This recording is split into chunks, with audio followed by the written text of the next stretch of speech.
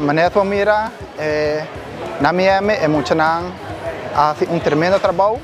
Nós podemos mirar progresso muito grande fazendo e maneira sempre todo progresso não meta pouco a pouco na chegando muito leu mês e dia para dia você queda trabalhador e manante ora não chega na onde não chega amanhã de futuro dentro de conta.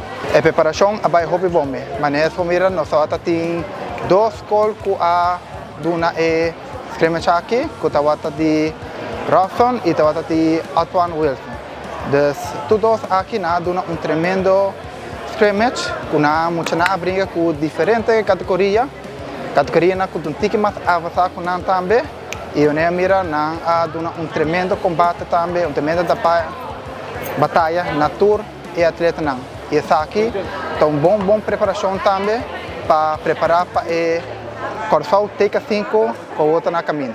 A nessa mira nós temos 1, 2, 3, 4, 5, 6, 7, 8 e 9 medalhas, 4 OB na binca fruta trobe para Aruba, tu hora na viaja vai a fora.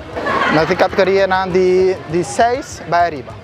A Wokinana nós estamos preparando a roupa para campeonato na AFO e se tem campeonato na Aruba também, nós estamos participar no campeonato. Aqui com a gente para ajudar a queda progressar e a queda de motivação de taekwondo de bringamento, não? A Wokinana, 24 de agosto, a CTA Chaco Taekwondo Academy vai organizar campeonato que vai ter diferentes atividades de campeonato aí, que já acaba que nós vamos pôr coreogi, que é bringamento, quebramento de palo e punce. E também, se é tempo de nós hopi, nós vamos fazer 5 sessões também de campeonato. Então, o campeonato também tem hopi atividade bonita para emocionar para enjoy o dia.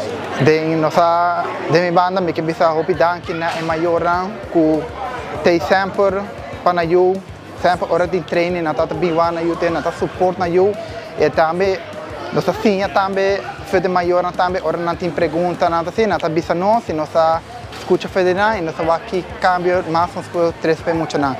Maior está super contente de na eu, maneira a família com nós está indo dia para dia, maneira que bisa, nós queda progressando mais e mais.